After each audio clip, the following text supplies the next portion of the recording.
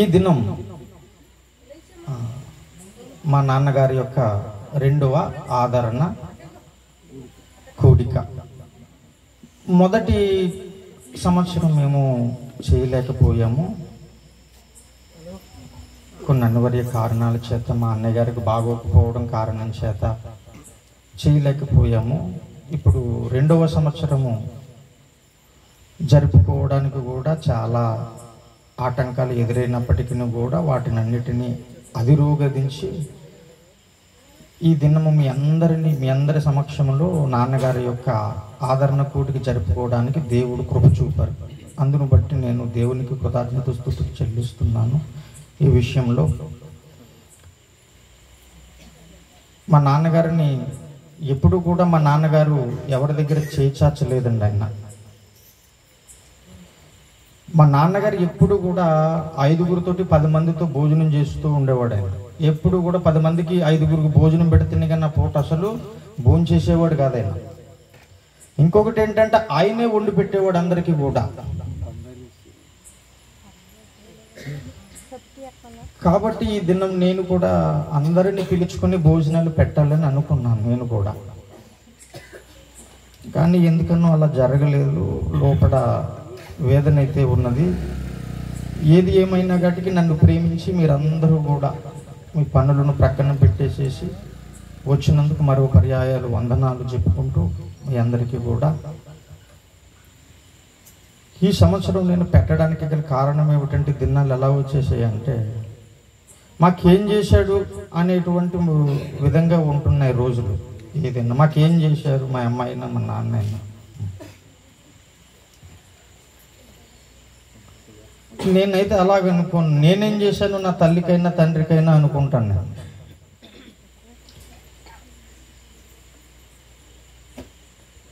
మా నాన్నగారు యేసయ్యనంటే నమ్ముకోలేదు కానండి, ఆయన చాలా మంచివారైన.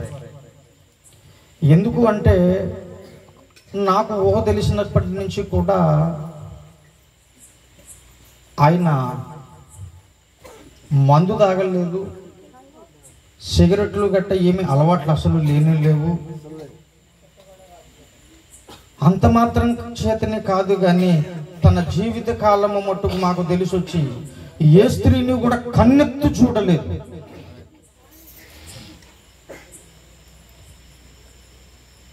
నేను ఆలోచన చేసినప్పుడు ఆయనలో ఎన్నో శుభలక్షణాలన్నీ కూడా నాకు గుర్తుకొచ్చాయి.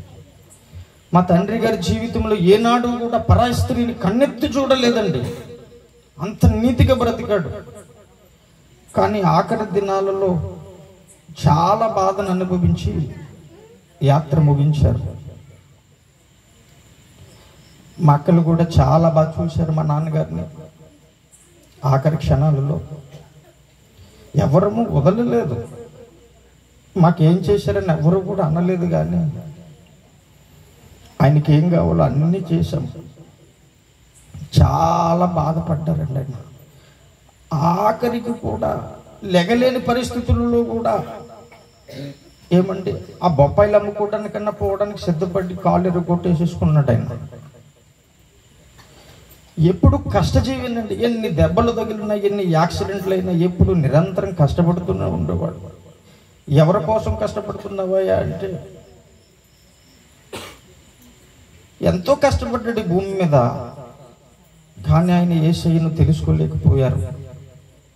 కానీ ఆఖరిలో చెప్పాను నేను హాస్పిటల్కి వెళ్ళినప్పుడు, నాన్న ప్రార్థన చేసుకోండి, దేవుడు మన దేవుడు నమ్మదగిన వాడు, ఈయనొక్కరే పరలోకం తీసుకుని వెళ్తారు. నీవు నమ్మేటువంటి వారందరూ కూడా నిన్నగాక మొన్న వచ్చినటువంటి వ్యక్తులు, మన తాతల కాడి నుంచి ఉన్నటువంటి వ్యక్తులు, వీళ్ళందరూ కూడా చెప్పుకుంటూ పుస్తకాలు రాసుకుని వచ్చి కథలను అలవాటు చేశారు. ఈ దేవుడే నీ పాపం కొరకు నా పాపం కొరకు భూమి మీదకి దిగి వచ్చారని నేను చెప్పినప్పుడు ఆయన విన్నారు. ప్రార్థన చేసుకుంటావా అని అడిగాను. ఆయన కూడా తల ఊపారు. యాత్ర ముగించారు. 2 సంవత్సరాలు గతించి ఇప్పుడు 3వ సంవత్సరంలోనికి ప్రవేశించాం మేమందరము. మాది ఆ కార్యక్రమం అంతా అయిపోయి అందు నిమిత్తం ఈ కూడిక ఏర్పాటు చేయడం జరిగింది. నాకు కూడా పాపం అంటే చాలా ద్వేషం అండి.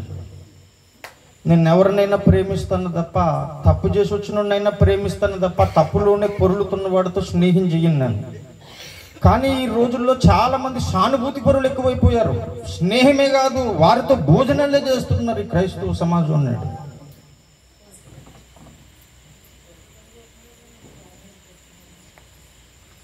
ప్రాణమైన వదులుతాను తప్ప యేసు కొరకు పాపానికి దూరంగా పోవడానికి నేను ప్రయత్నం చేసుకుంటాను. నా బిడ్డలు, నా కుటుంబాన్నే కాదు, సంఘాన్ని కూడా వాటికన్నిటికీ దూరం చేయడానికి నేను ఎల్లప్పుడూ కూడా ప్రయత్నపడుతూ ఉన్నాను. ఉన్నప్పుడు ఎన్నో దెబ్బలు తగులుతూ ఉంటాయి, గాయం అవుతూ ఉంటుంది. అయినా నాకు ఎప్పుడు కూడా గాయాల వంక చూసి నేను వెనకపోయేటువంటి వ్యక్తిని కాదు. ఎవరో ఏదో అన్నారని మనసులో పెట్టుకుని కృంగిపోయే వ్యక్తిని కాదు. నా పని ఏంటో నేను చేసుకుంటూ వెళ్ళిపోతూ ఉంటాను. నేను ఎప్పుడు కూడా ఆలోచించలేదు నా కుటుంబం కొరకు కూడా. బిడ్డలు కూడా ఎదిగొస్తున్నారు ప్రభు అని నేను ఎప్పుడూ అనుకోలేదు.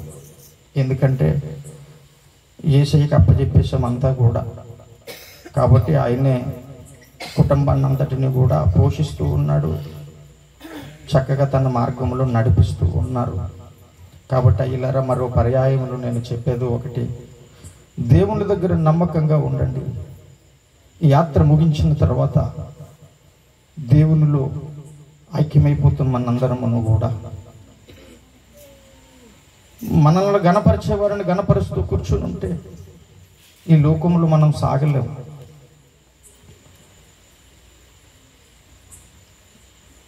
కాబట్టి పాపానికి దూరంగా ఉండండి. ఎవరితో స్నేహం చేయాలో వారితోటి స్నేహం చేయాలి. అది యేసయ్యతోటే ఉండాలి మన స్నేహం. కాబట్టి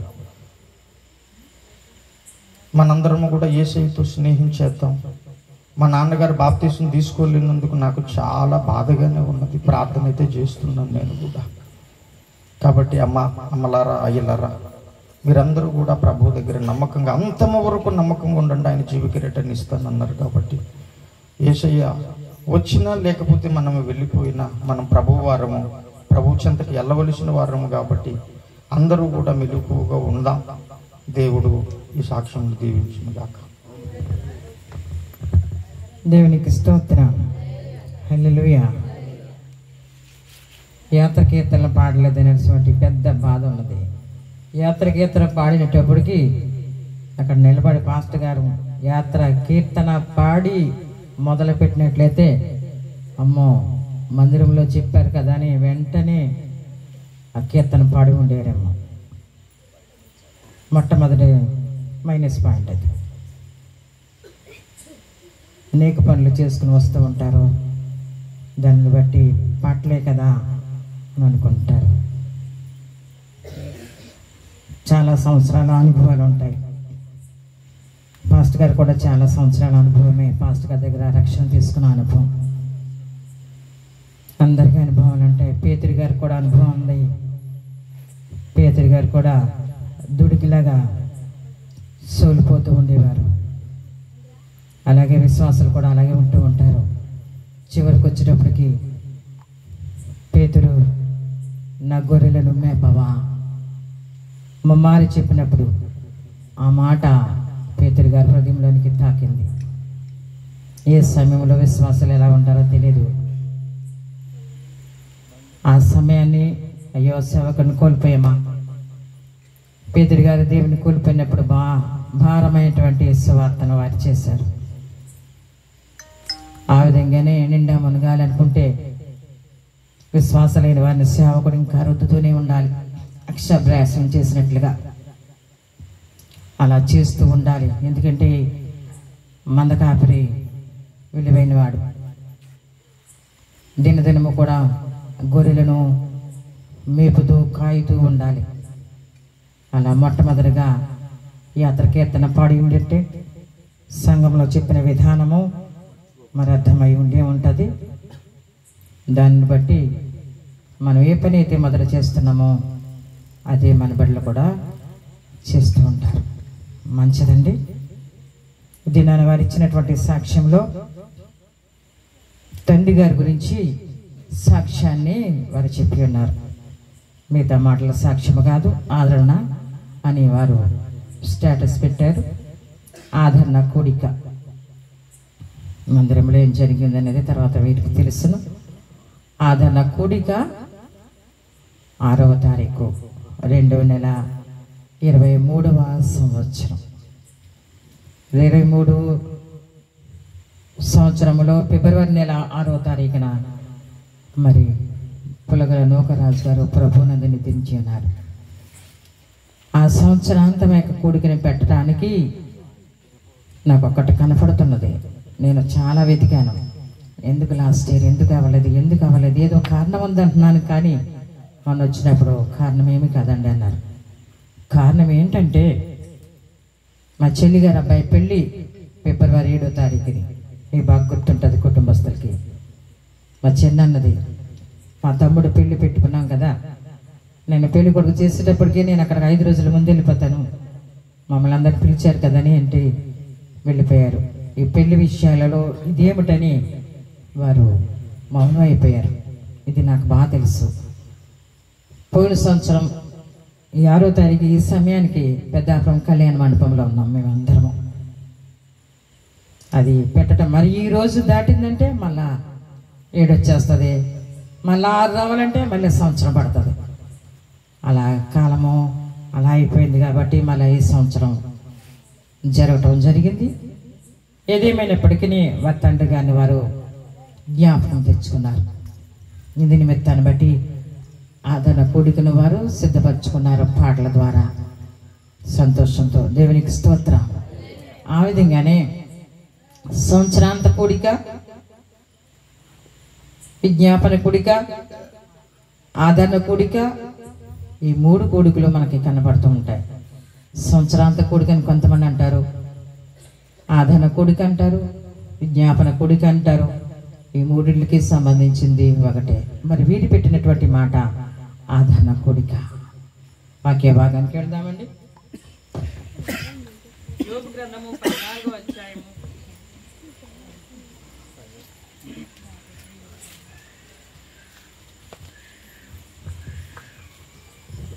యోబు గ్రంథము 14వ అధ్యాయము 1వ వచనాన్ని చూసినట్లయితే, స్త్రీ కనిన నరుడు కొద్ది దినములు వాడే మిక్కిలి బాధ నొందును. దేవునికి స్తోత్రం. ఇది యోబు గారి గురించి ప్రస్తావించినటువంటి ఈ మాట. యోబు గారు కూడా, తన తల్లి కూడా స్త్రీయే, స్త్రీ కనినటువంటి నరుడే యోబు గారు కూడా. ఆయన కూడా కొన్ని దినములైన తర్వాత మిక్కిలి బాధపడ్డారు. మరి ఈ మాటను మనము స్త్రీ కనినటువంటి కుమారుడు పులగల నూకరాజు గారు, వారు కూడా కొద్ది దినాలు మిక్కిలి బాధ నొందారు. వారి కుమారుడు ఇచ్చిన సాక్ష్యంలో చాలా బాధపడ్డారు. మా నాన్నగారు నాకు తెలుసు, ఆయన చాలా బాధపడ్డారు. ఒకసారి మేము హాస్పిటల్ కూడా వెళ్ళాము. వెళ్ళిన 2 సంవత్సరాలకి ఆయన చనిపోవడం కూడా జరిగింది. చాలా వెళ్ళలేటువంటి హాస్పిటల్ అంటూ లేవు. చాలా ఇంటి దగ్గర కూడా చాలా ఇంకా బెడ్ మీద ఉండి ఆయన చాలా అంటే మిక్కిలి ఎక్కువ భరించినటువంటి నొప్పి, బాధ. మరి ఆ బాధ పడినటువంటి వ్యక్తి నూకరాజు గారు. ఆయన యొక్క బాధ దేవునికి తప్ప మిగతా వారు ఎవరికి కూడా తెలియదండి. ఎవరి బాధ వారికే తెలుస్తే తప్ప ఈ నొప్పి అనేది మరొకరికి ఏమీ తెలియదు. ఆ నొప్పితోనే, ఆ బాధతోనే చాలా కుమిలిపోయాడు ఆయన. ఇక్కడ యోబు గారి యొక్క ప్రస్తావన కూడా అలాగే ఉన్నది. ఆ విధంగానే మిక్కిలి బాధ నొందును. ఆయన అయితే బాధ నొందాడు. మిక్కిలి బాధ, చాలా భయంకరమైనటువంటి బాధ. ఆ స్త్రీ కనేటువంటి కుమారుడైనటువంటి నూకరాజు గారు చాలా బాధ పొందాడనేసి కొద్ది దినములైన తర్వాత మిక్కిలి బాధ. అవునండి, ఎవరికైనా బాధ ఎంతకాలం ఉంటుందండి? కొద్ది దినాలే, 10 దినములేని కనపడుతుంది. ఇంకా యోబు గ్రంథంలో చూసినట్లయితే 5:19లో ఇదిగో 6 బాధలకు కలిగినను 7వ బాధలో నీకు సంతోషమే అన్నాడు. అవును, యేసు ప్రభువు పలికినటువంటి మాటలు 7 మాటలు, 7 మాటలు, 7 బాధలు, 7 శ్రమలు ఆయన అనుభవించినప్పటికీ తర్వాత చాలా సంతోషం. ఆయన తిరిగి లేచాడు. దేవునికి స్తోత్రం. అవునండి, ఆయన కూడా తిరిగి లేచారు. తిరిగి లేచిన తర్వాత నన్ను నేను కనుపరుచుకోవాలని అమ్మాయి ప్రాంతానికి వచ్చారు. అమ్మాయి బిడ్డల దగ్గరికి వచ్చారు. ఆ రాత్రి వారి దగ్గర బస చేశారు. వారికి ఏదన్నా ఆహారం పెట్టాలన్నప్పుడు రొట్టెలు ఇచ్చారు. అమ్మాయి బిడ్డల యొక్క కనులు తెరవబడ్డాయి. హల్లెలూయా. అవునండి, బాధ నొందిన తర్వాత కనులు అందరికీ తెరవబడతాయి. ఒక ఇంటికి శ్రమ వచ్చింది అనుకోండి, ఆ శ్రమ అయిపోయిన తర్వాత అందరికీ కనులు తెరవబడతాయి. ఆ విధంగానే అట్టే వదిలేయలేదు ఆయన ఆరోహణమై వెళ్ళిపోతూ ఆయన చేతులు చాచారు. దేవునికి స్తోత్రం. ఆశీర్వదించారు మనల్ని. ఎంత బాధ పొందారండి, మిక్కిలి బాధ పొందారు. మిక్కిలి బాధ తర్వాత చాలా సంతోషం కనపడుతున్నది. ఎంత బాధో! అటువంటి బాధలో నూకరాజు గారు ఏ విధంగా ఉన్నారంటే మిక్కిలి బాధ నొందారు. అవునండి, ఆయన లేకపోవటం తన భార్యకి విచారమే. యజమానుడు కదా, ఆయన లేకపోవటం వారి సంతతి కుమారులకి కుమార్తెలకు కూడా విచారమే, బాధ. తండ్రులు కోల్పోవటం అనేది ఎంత విచారము గమనించాడు దేవుని బిడ్డలారా.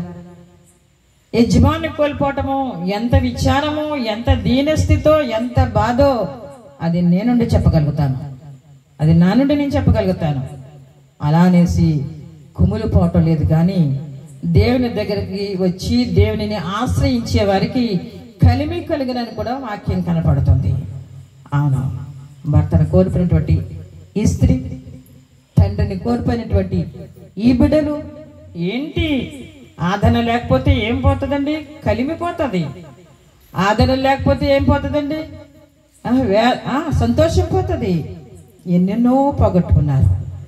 ఆయన పోగొట్టుకున్నారనేసి దేవుడు వారిని ఏమి విడిచిపెట్టలేదండి, ఏమి విడిచిపెట్టలేదు. అందుకని కీర్తన వాక్యాన్ని మనం ధ్యానం చేసినట్లయితే 112వ కీర్తన 2-3 వచనాలు చూసినట్లయితే 112వ కీర్తన 2-3 వచనాలు. వారి సంతతి వారు భూమి మీద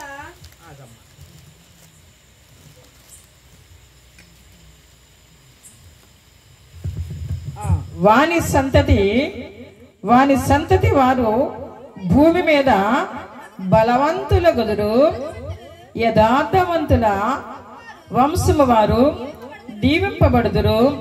కలిమియో సంపదయో వాని ఇంట నుండును, వాని నీతి నిత్యము నిలుచును. దేవునికి స్తోత్రం. హల్లెలూయా. 9వ వచనం కూడా చూసినట్లయితే దాతత్వము కలిగి బీదలకిచ్చును, వాని నీతి నిత్యము నిలుచును, వాని కొమ్ము ఘనత నుండి హెచ్చింపబడును. ఈ విధంగానే వారు ఏ విధంగా మిగిలిన వారంటే మిగిలిన వారు, ఆయన భార్య, ఆయన బిడ్డలు, ఈ విధంగానే వారి సంతతి వారు భూమి మీద బలవంతులగుదురు. ఎలా బలవంతులు అవుతున్నారంటే ఆయనను ఆశ్రయించే వారు బలవంతులు. ఇంకా మిగిలింది ఏమన్నది? తండ్రి లేడనేసి అలా వదిలేస్తారా? భర్త లేడనేసి ఈ విధంగా ఉంటారా? అయ్యో నాకు భర్త లేదు కదా అని దేవుణ్ణి ఆశ్రయించిన వారికి ఏముంటుందండి? యథార్థవంతులుగా ఉంటారు, బలవంతులుగా ఉంటారు, దీవించబడతారు. వారి పిల్లలు దీవించబడతారు, యజమానురాలు దీవించబడుతున్నది. వారికి ఆశ్రయం ఎవరండి? యజమానుడే. అవునండి, కాపరి వల్లనే వారికి ధైర్యం కనబడుతుంది. కాబట్టి వారికి కలిమి సంపద వారి ఇంట నుండును, వారి నీతి నిత్యము నిలిచును. ఈ కుటుంబము దేవునిని ఆశ్రయించింది కాబట్టి వారికి కలిమి కలుగుతున్నది, వారికి కలిమి ఉన్నది, సంపద ఉన్నది. వారి ఇంట నిత్యము నీతి నిలుచునని కూడా ఇక్కడ వాక్యం కనపడుతుంది. ఇంకనో వారి కుమారులు వచ్చి జ్ఞాపకం తెచ్చుకున్నట్లయితే, ఇదిగో దాతృత్వాన్ని బీదలకు ఇచ్చును, వారి నీతి నిత్యము నిలుచును, వారి కొమ్ము ఘనత నుండి హెచ్చింపబడును. దాతృత్వము ధనము కలిగి వారు బీదలకు ఇస్తూ ఉంటారు. అవును, అటువంటి మనసు కూడా మరి జోసెఫ్ గారు కూడా కనబడింది. ఎందుకంటే దాతృత్వము వారి చేయూత. ఎందుకంటే అయ్యో నా తండ్రి లేడు కదా, నాకు ఎలా వస్తుందంటే ఆయనను ఆశ్రయించే వారికి ఏ మేలు కొదువై ఉండదని ఈ వాక్యం స్పష్టంగా కనపడుతున్నది. కాబట్టి ఎవరు లేకపోయినా, తండ్రి లేకపోయినా, యజమానుడు లేకపోయినా ఎవరిని ఆశ్రయించి అన్నారంటే ఆ దేవాది దేవునిని ఆశ్రయించి ఉన్నారు. కాబట్టి వారికి కలిమి సంపదలు కూడా నిత్యము వారికి ఉన్నవే కదండి. ఇంకా ఏం చేస్తున్నారండి? అనేక మందికి పంచుతున్నారు. దానశీలాన్ని కలిగి ఉన్నారు. కాబట్టి దాతృత్వాన్ని వారు పంచుతున్నట్లుగా ఇక్కడ దేవుని యొక్క మాటల ద్వారా వారికి దేవుడు దీవెనలు కలుగు చేస్తున్నాడు. దేవునికి స్తోత్రం, హల్లెలూయా. వారి కొమ్ము ఘనత నుండి హెచ్చింపబడును. కొమ్ము మాట ఓదాలి, కొమ్ము ఊదాలి. అమావాస్య నాడు ఊదాలి, పౌర్ణమి నాడు కూడా ఊదాలండి. వారంలో ఒకసారి కాదు, మనకు సమయం వచ్చినప్పుడే కాదు, బోర ఊతూ ఉండాలి. అదే కొమ్ము. ఆ కొమ్ము ఘనత నుండి హెచ్చింపబడును. దేవుని యొక్క మాటలు విస్తరించడం ద్వారా, దేవుని యొక్క మాటలు అనేక మందికి చెప్పటం ద్వారా, దేవుని యొక్క మాటలను ధ్యానించడం ద్వారా వారు ఘనత నొందుదురని ఇక్కడ వాక్యం కనబడుతుంది. తండ్రి లేని లోటుని దేవుడు ఏ విధంగా భర్తీ చేశాడు? యజమానుడు లేనటువంటి లోటును దేవుడు ఏ విధంగా భర్తీ చేశాడు? దేని ద్వారా భర్తీ చేశాడంటే వాక్యము ద్వారా, ఈ గ్రంథము ద్వారా. ఈ గ్రంథము బాలశిక్షణగా నేర్పుతున్నది. ఈ ధర్మశాస్త్రము ఎంత ఇష్టం పుట్టించే ప్రాయం వచ్చేస్తుందండి. అవునండి. ప్రేమ ఎవరిని మరిచారు? తండ్రిని మరిచారు, యజమాన్ని మరిచారు. దేన్ని పట్టుకున్నారండి? ధర్మశాస్త్రాన్ని పట్టుకున్నారు. అవునండి. ధర్మశాస్త్రాన్ని పట్టుకోవటమే కదా, దినమెల్లా వారు దానిని ధ్యానిస్తున్నారు. దేవునికి స్తోత్రం, హల్లెలూయా. ప్రియమైనది వారికి. వారితో పాటు మనకు కూడా ఈ ధర్మశాస్త్రము ప్రియమైనది. నాకు ఎంతో ప్రియము నీ ధర్మశాస్త్రము,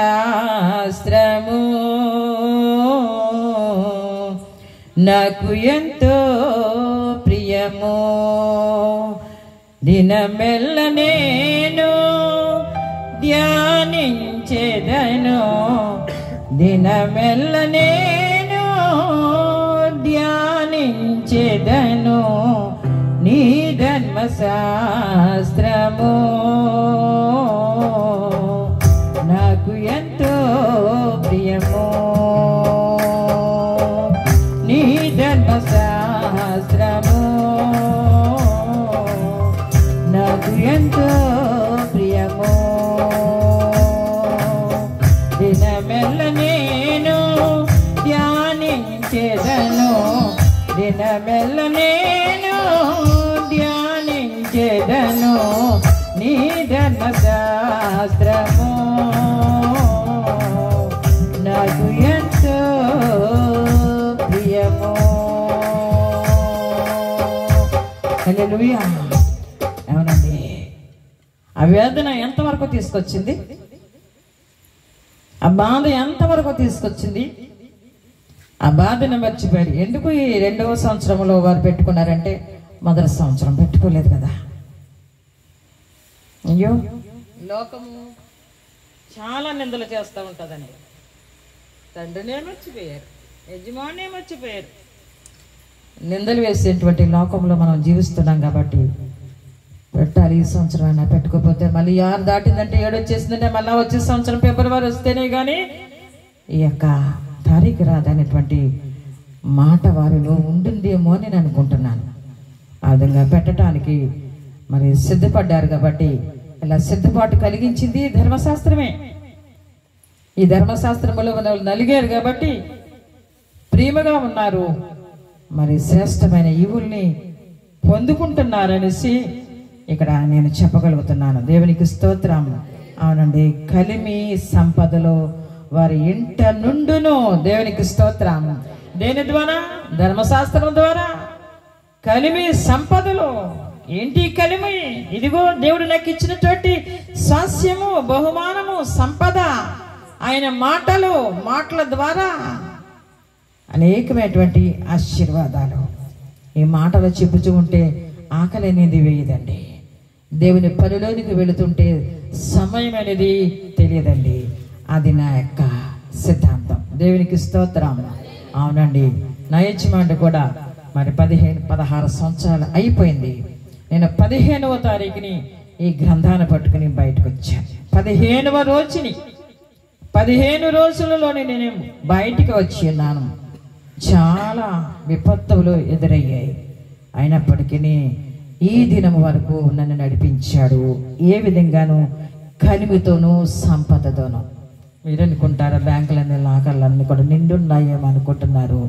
నా ధనవంతుడు నా యేసు క్రీస్తు ప్రభుల వారు. దేవునికి స్తోత్రం. హల్లెలూయా. ఈ విధంగా కొనసాగటానికి దేవుడిచ్చినటువంటి ఈ సంపద ఎలాగ వచ్చినది? 90వ కీర్తన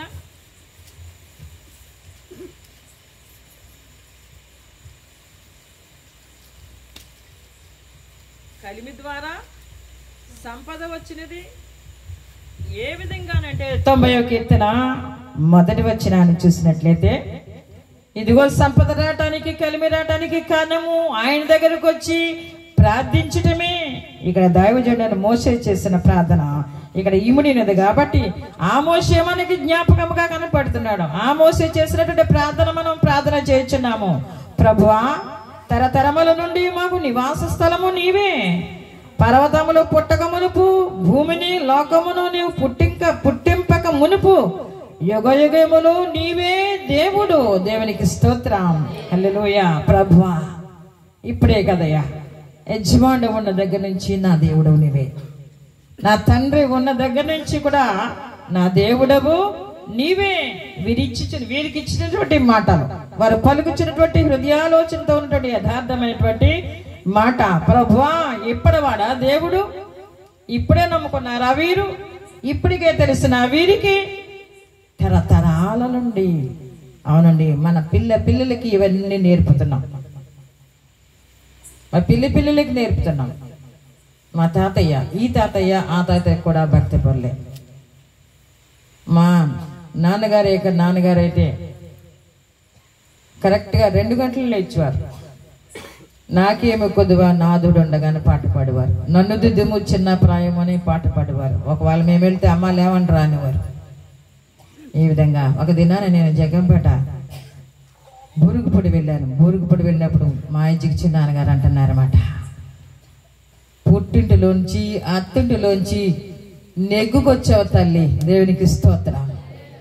దేవుని యొక్క వాక్య పఠనాన్ని అలా ధ్యానించుకుంటూ నెగ్గుకొచ్చావమ్మా అన్నారు. అది దేవునికి మహిమ కలుగును గాక.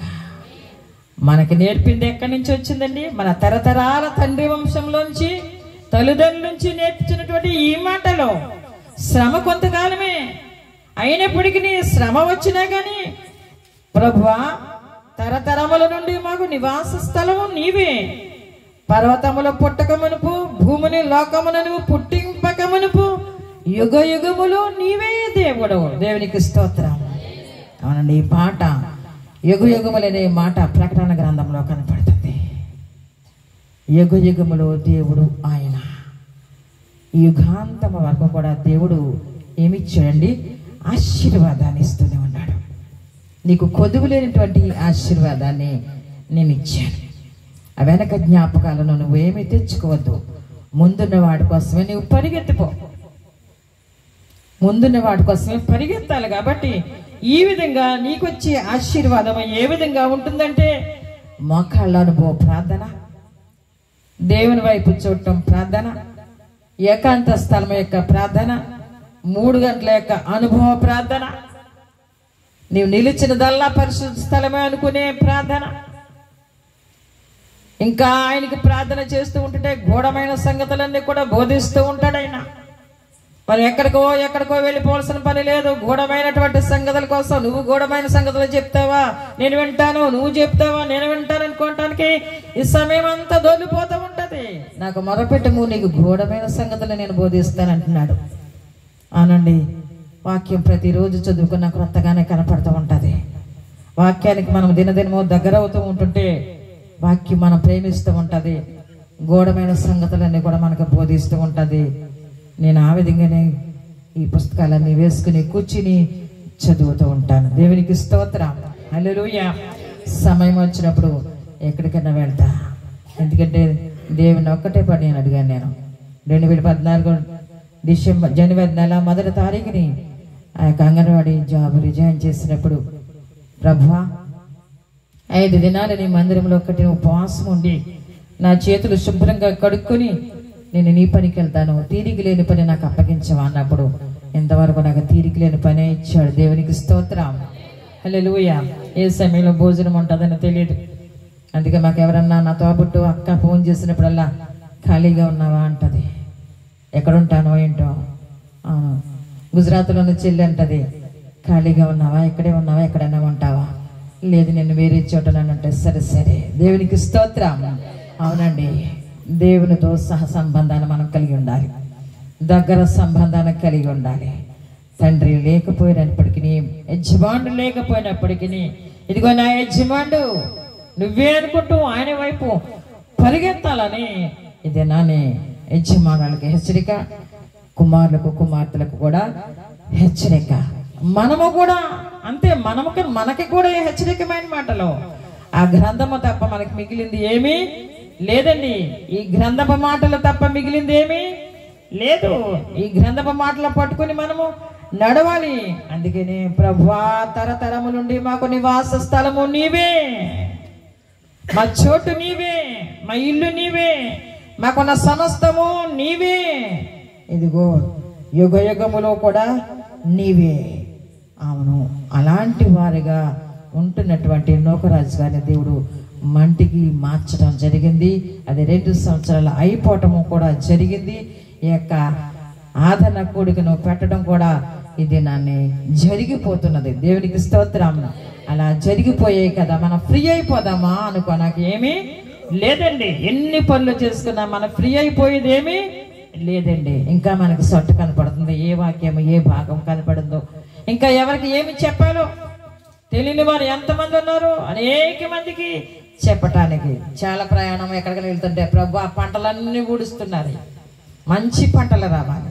పలానా చోటకి వెళ్తుంటే ప్రభు అయ్యో హాస్పిటల్లో రోగులు ఉన్నారయ్యా, ఇదిగో నా తండ్రి నేను వాహనం మీద బిడలు ఉన్నారయ్యా, యాక్సిడెంట్ లేకుండా. ఎంత ప్రార్థన మనకి ఈముడి ఉన్నదండి. ఈ ఈముడి ఉన్న ప్రార్థన అంతా కూడా మనకి తరతరాల నుంచి వచ్చినటువంటి మాటలే. హల్లెలూయా.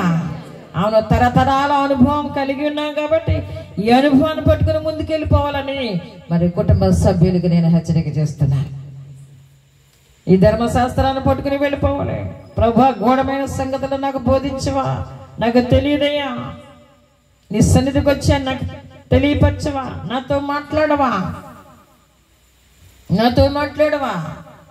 నాకు కనబడవా. అవును, ఏమండి మీకు దేవుడు కనబడతాడా? ఏమైనా ఇటువంటిది ఏమైనా వస్తుంది ఎవరికన్నాను? మీకు కనపడతా, నాకు క్వశ్చన్లు వేసే అధికారం దేవుడు మనకి ఇవ్వలేదండి. క్వశ్చన్లు వేసే సంఘం మనకు కాదండి. క్వశ్చన్లు వేసే సంఘ బిడ్డలు మనం కావండి. ఒకవారు ఎవరిని అయితే మౌనం అయిపో, ఎందుకంటే దినం భయంకరము. వ్యతిరేకమైన పదాలు ఎన్నెన్నో వచ్చేస్తున్నాయండి. ఆ మాటలో మనకు మాట కలిపామనుకోండి, సమయం అంతా వృధా అయిపోయి మనమే భ్రష్టులు అయిపోతూ ఉంటాం. అందుకని మౌనము, నువ్వు ఎప్పుడైతే మౌనంగా ఉన్నావో పాతాల ద్వారాలు తెరుస్తూ ఉంటాయి.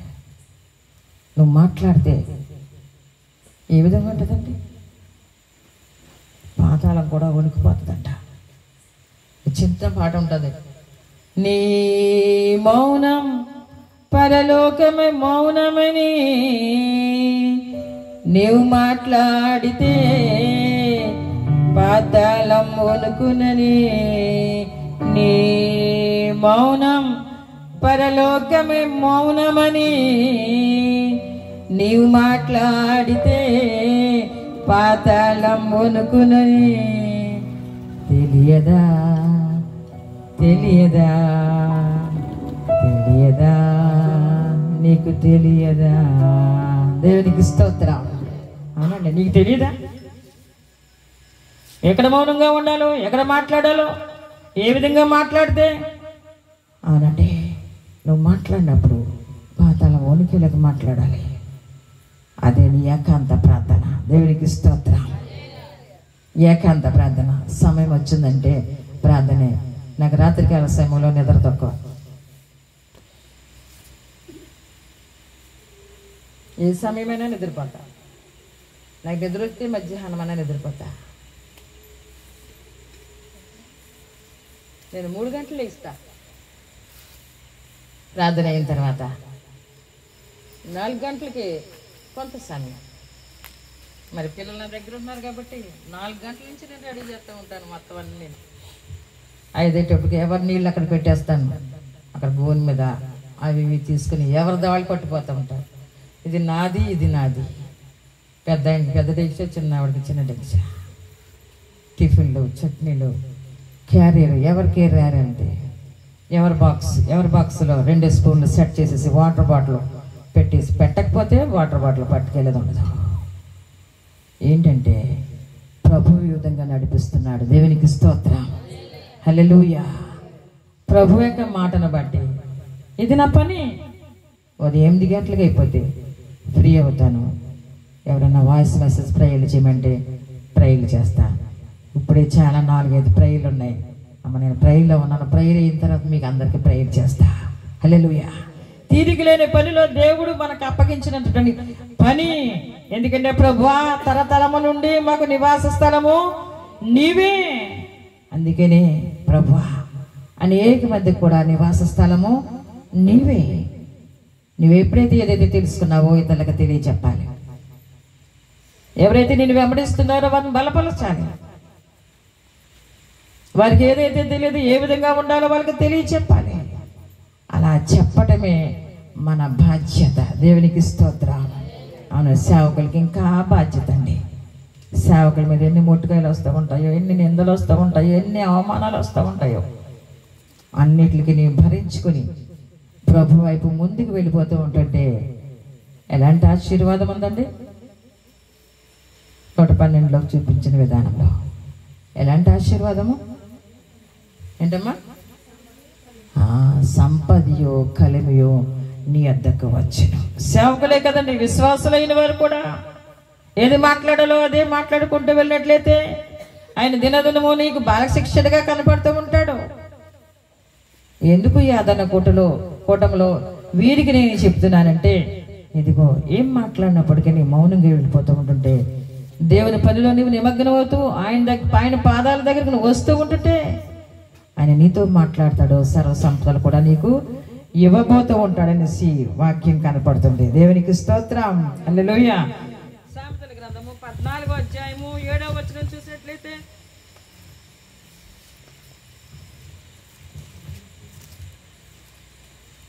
బుద్ధిహీన ఎదుట నుండి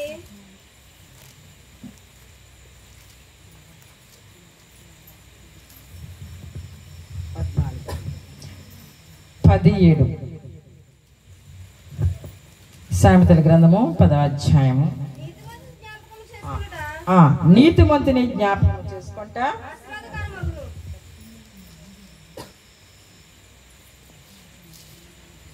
నీతిమంతుని జ్ఞాపకం చేసుకుంటా ఆశీర్వాదకరమగును. చాలా నీతిమంతుని జ్ఞాపకం చేసుకుంటా ఆశీర్వాదకరమగును. ఎవరి నీతిమంతులు? ఆదన కొడుకులో ఆయన నీతిమంతుడిగానే ఉన్నాడు. ఆయన రక్షణ తీసుకోలేదనేసి వారు చెప్తున్నారు. రక్షణ తీసుకోలేనటువంటి వారు నాకు చాలా మంది తెలుసు. వారు చదివినటువంటి బైబిలు 20 సార్లు చదివింది ఒక స్త్రీ. రక్షణ తీసుకోలేదు. రక్షణ తీసుకోవటానికి కారణం అంటే తన యజమానుడు, తన అత్తింటి వారు, పుట్టింటి వారు. తల్లి ప్రోత్సహిస్తుంది. ఇప్పుడిప్పుడు తల్లి ప్రోత్సహిస్తున్నాడు. పెరియాల వారు ఇప్పుడిప్పుడే తండ్రి ప్రోత్సహిస్తున్నాడు. అత్తమామలైతే అస్సలు. కానీ తన బైబిల్ పట్టుకుని ఎంత చక్కగా వెళ్తుందో వారు గుడిగా తయారు చేసుకున్న గదిలోనికి. నిజం చెప్పాలంటే ప్రభు రక్షణ ఇచ్చారని చెప్పింది. నా దోసులలో ఆయన శరీర రక్తాలు కూడా పోస్తారని చెప్పింది. రహస్యంగా వస్తుంది, రహస్యంగా చెప్తుంది. అది బయటికి వెళ్ళకూడదు. ఆ విధంగానే ఆమె నీతిమంతురాలే అని నేను అనుకుంటున్నాను. హల్లెలూయా. మరి ఎంతకాలము కూడా ఆయన మాట్లాడకుండా, ఆయన మాట అంటూ లేదు, ఆయన ఎవరిలోనూ భోజనం చేయలేదు, అందరికీ వండి పెట్టలేదు, ఆయన బొప్పాయిలు ఫ్రూట్స్ అన్నీ అమ్మలేదు. ఆయన ఈ విధంగా ఉన్నాడంటే మాట్లాడకుండా ఉండేవారందరూ నీతిమంతులే. దేవునికి స్తోత్రం. మాటలో చాలా చాలా రకాలైనటువంటి మాటలు వచ్చేస్తూ ఉంటాయి. ఈ విధంగా ఉన్నది కాబట్టి ఆ నీతిమంతుని జ్ఞాపకం చేసుకుంటా ఆశీర్వాదకరమగును. ఎవరు జ్ఞాపకం చేసుకుంటున్నారంటే తన భార్య, తన బిడ్డలు జ్ఞాపకం చేసుకుంటున్నారు. ఎందుకు జ్ఞాపకం చేసుకుంటున్నారంటే వారు దేవుని చేయి పట్టుకున్నారు కాబట్టి. హల్లెలూయా. దేవుని చేతిని ఎవరైతే పట్టుకుంటారో ఆయనను జ్ఞాపకం చేసుకుంటారు. మనం అందరం కూడా దేవుని చేయి పట్టుకున్నాం, ఆయనను జ్ఞాపకం చేసుకొంచున్నాం. మరొక మాట కనపడుతుంది, నీతిమంతుడు ఒక్కడునూ లేడు. అందరూ పాపం చేసి దేవుడు అనుగ్రహించే మహిమను పొందలేకపోతున్నారంటున్నారు.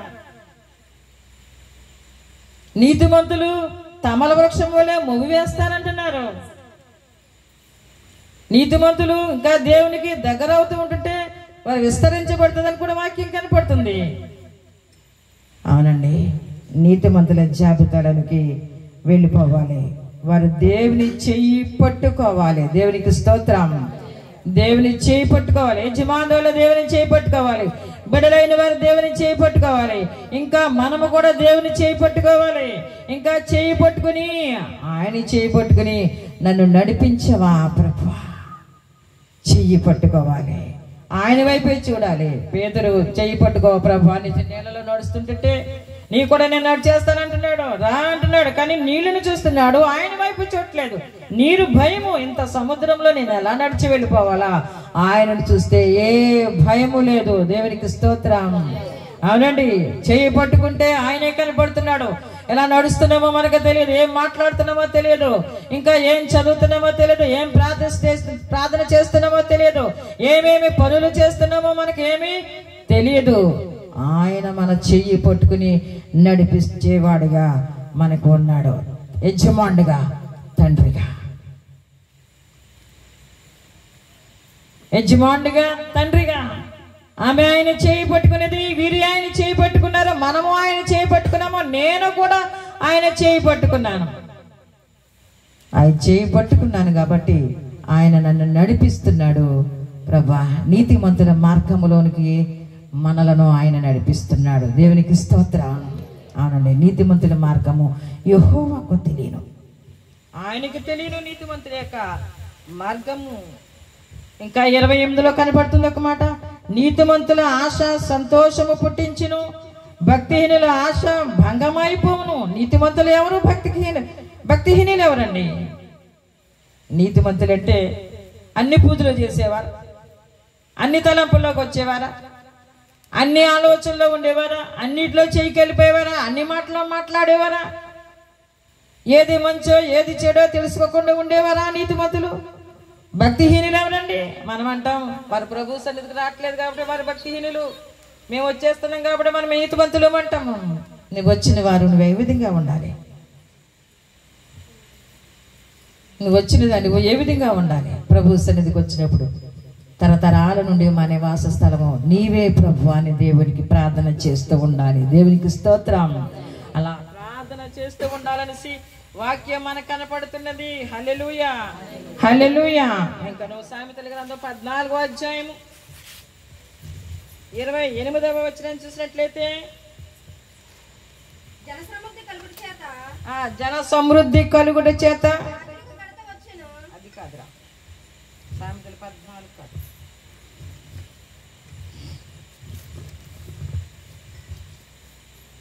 సామెతలు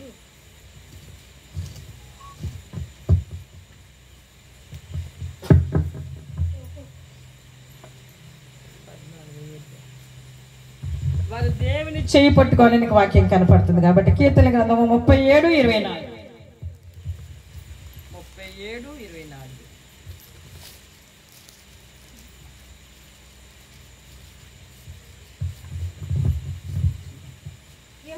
యెహోవా అతని చెయ్యి పట్టుకుని ఉన్నాడు కనుక అతను నేలను పడినను లేవలేక ఉండడు. దేవునికి స్తోత్రం. అవునండి, ఆయన చెయ్యి నా మీద ఉన్నది. నువ్వెక్కడ తొట్టులు పోయినా కానీ లేవలేకుండా ఉండవు. నువ్వెక్కడ పడిపోయినా కానీ లేవలేక ఉండవు. ఎందుకు? ఆయన చేయి పట్టుకున్నావు కాబట్టి. యజమానురాలు చేయి పట్టుకుంటుంది. ఇదిగో బిడ్డలైన వారు చేయి పట్టుకుంటారు. నేను ఆయన చేయి పట్టుకున్నాను. నేను నేలలు పడిపోయినా కానీ నన్ను ఇంకొకరు లేపేవారు ఎవరు అక్కర్లేదండి, వెంటనే నేను లేచిపోతా. దేవునికి స్తోత్రం. మీరు కూడా నేలను పడిపోయినా కానీ ఎవరో ఒకరు చెయ్యి అనేంతటి వరకు మీకు రానివ్వడండి. ఎందుకంటే ఆయన వచ్చి మిమ్మల్ని లేపేవాడు. ఈయన వాక్యం కనపడుతుంది కాబట్టి ఆయనే లేపేవాడు. ఈ ఆధారలో ఆయనే మీ చేయి పట్టుకునేవాడు. నా చేయి పట్టుకో యేసు అని అడిగేవారు మీరు, మనందరం. దేవునికి స్తోత్రం. అవునండి, మనకి చేయూత ఆయనే, ఆదరణ ఆయనే, ఆప్యాయత ఆయనే, సంపద ఆయనే, సకల సౌఖ్యము ఆయనే. ఈ ఆదరణ కొడుకులో దేవుడు మనకు అన్నీ ఇవ్వబోతున్నాడు, సర్వము ఇవ్వబోతున్నాడు. కాబట్టి అందుకని అతడు నేలను పడినను లేవలేక ఉండడు అని వాక్యం కనపడుతుంది. అవునండి, నీతిమంతులు ప్రార్థన ఆయన ఆలకించను. ఏ ప్రార్థన అండి? నీతిమంతుల ప్రార్థన ఆలకించను. నీతిమంతులు ప్రార్థన చేసేటప్పుడు ఎవరు నీతిమంతులు? ఇదిగో ప్రభువా, నా యజమానుడు లేకపోయినప్పటికీ ఇదిగో నీతోనే తరతరాలుగా నేను నివాసము చేయించున్నాను. ఇదిగో నేను నీతిమంతురాలుగా నీ వైపు ఉన్నా. నా తండ్రి ప్రభు లేకపోయినప్పటికీ తరతరాల నుండి నీ మాట నేను జవదాటలేదు. నీ తలంపుల్లో తలంపు వేసుకుని వచ్చి ఉన్నాను కాబట్టి ఇదిగో నేను ఇంకా నీలో మొవ్వు వెయ్యాలి. దేవునికి స్తోత్రం. అవునండి, వారు తమల వృక్షము వలె మొవ్వు వేస్తారనేసి వాక్యం కనపడుతుంది. నీతిమంతుల ప్రార్థన యెహోవా ఆలకించును, యెహోవా ఆలకించునని వాక్యం కనపడుతుంది. తలలు వంచినట్లయితే ప్రార్థన చేసుకుందాం. నువ్వేదైతే మొరపెట్టలేదో ఘోరమైన సంగతులు నీకు బోధిస్తానంటున్నావు. ఇది యజమానురాలు ఇంకా ఏదైతే మొరపెట్టలేదో, ఇది వారి బిడ్డల యొక్క కుటుంబము ఏదైతే మొరపెట్టలేదో, ఈ ఆదరణ కొడుకులోనికి మమ్మల్ని పిలిచిన్నాం, మేమైతే ఇంకా ఏదైతే మొరపెట్టలేదో వారితో పాటు మాకు ఇస్తున్నావయ్యా. ఏదైతే మొరపెట్టలేదో ఘోరమైన సంగతులు నీకు బోధిస్తానంటున్నావు.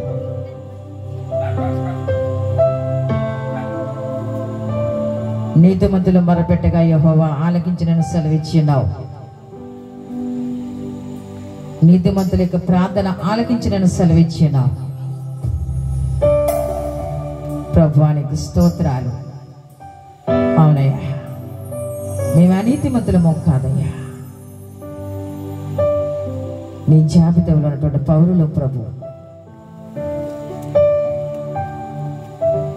యేసు నీకు స్తోత్రాలు.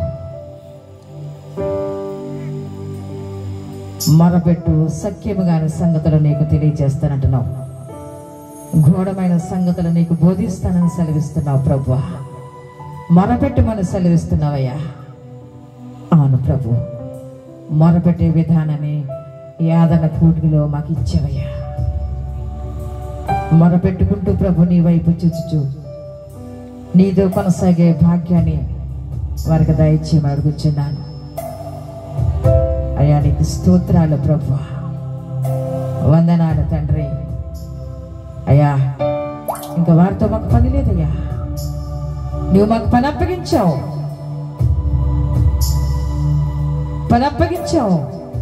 సమయం వచ్చినప్పుడు మీ నాన్నగారు ఇలాగా, సమయం వచ్చినప్పుడు నా యజమానిలాగా, సమయం ఇచ్చినప్పుడు అదిగో ఆయన నౌకరాజుకి ఇలాగా అని ప్రభా, సందర్భాన్ని బట్టి ప్రభా మెచ్చుకునేలాగా బిడ్డలను దీవించి అడుగుచున్నాను. యేసు నీకు స్తోత్రాలు అయ్యా. ఈ నూతన సంవత్సరంలో ప్రభు ఈ ఆదరణ కొడుకుతో పాటు వారికి ఆశీర్వాదం కూడా నువ్వు ఇచ్చినావు. సంపద ఇచ్చినావు ప్రభా. అవును ప్రభా, దాతృత్వాన్ని ఇతరులకు పంచేవారిగా ఉంచినావు. వాళ్ళ చేయి పట్టుకుని నడిపిస్తున్నావు. వారు ఇంకా ఏమైతే అడుగుచున్నారో నువ్వు ఇవ్వటానికి సమర్థుడిగా నిలవబడ్డావు ప్రభా. దేవానికి స్తోత్రాలు. వెనుకున్నావు మరచి ముందుని వాడి కోసం పరిగెత్తమంటున్నావు. ఈ పరుగులో ఎన్నో శ్రమలు, ఎంతో వేదన, ఎన్నెన్నో విపత్తులు తండ్రి ఎదురైనప్పటికీ సాగిపోయే భాగ్యాన్ని దయచేయండి. ఆగిపోకుండా సాగిపోయే భాగ్యాన్ని దయచేయండి ప్రభా. స్తోత్రాలు ప్రభా. నీ వాక్యముతో తండ్రి ముడివేసి నీ ప్రార్థన పట్టుదల కలిగి నీ అడుగులలో ప్రభు అడుగు వేసుకుంటూ ముందుకు వెళ్ళే భాగ్యాన్ని దయచేయమని అడుగుచున్నాను.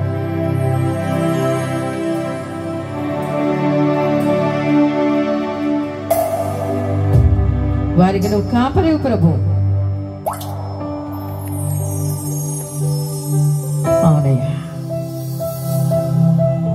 సంపద అన్నావు.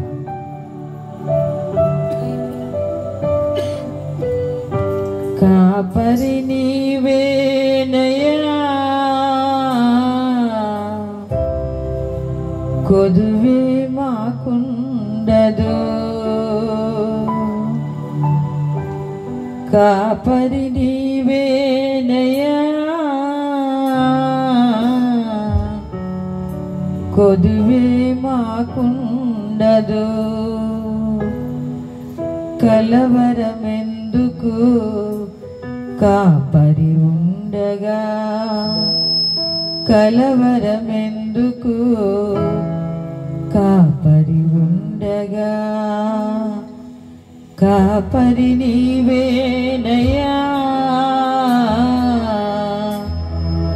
కొదువే మాకుండదు. మహోన్నతుడా వందనాలయ్యా.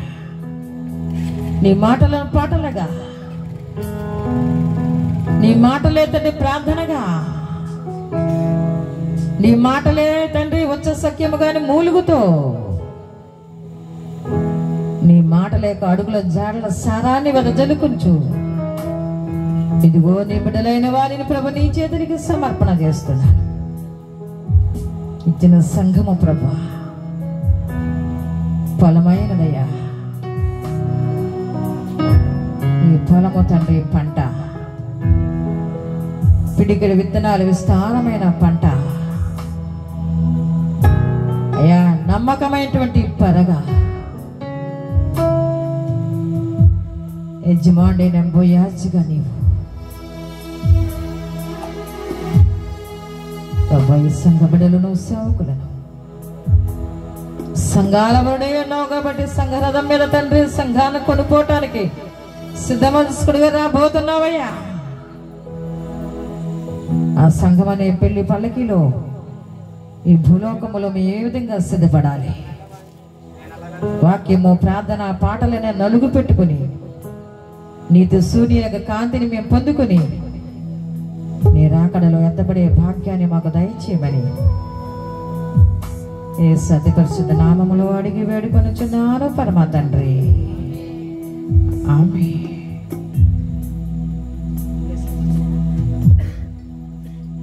మన తండ్రి అయిన దేవుని యొక్క ప్రేమయు ప్రభు అయిన యేసుక్రీస్తు వారి యొక్క కృపయు పరిశుద్ధాత్మని యొక్క అన్యోన్యమైన సహవాసము ఇప్పుడు నువ్వు ఎల్లప్పుడు నువ్వు చీరిన బిడ్డలకు ముఖ్యముగా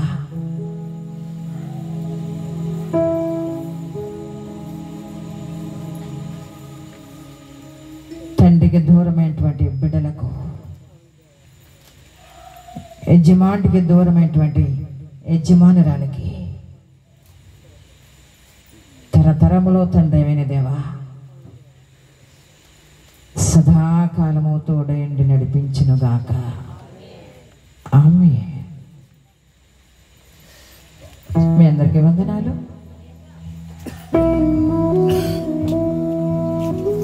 అమ్మ మీరెవరు పలహారం సిద్ధపరిచారు, అందరూ కూడా పలహారాన్ని స్వీకరించి వెళ్ళాలని ప్రభు పేరట మనవి. అలాగే 18వ తారీఖు, ఈరోజు వచ్చిందన్న 18వ తారీఖున కృతజ్ఞత కూడికి ఇక్కడే ఉంటుంది.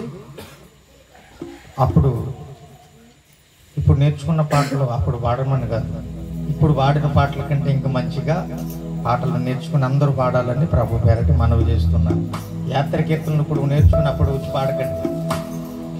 కృతజ్ఞత కూడిక 18వ తారీఖు ఏ రోజు వచ్చింది అమ్మా? ఏ రోజు వచ్చింది?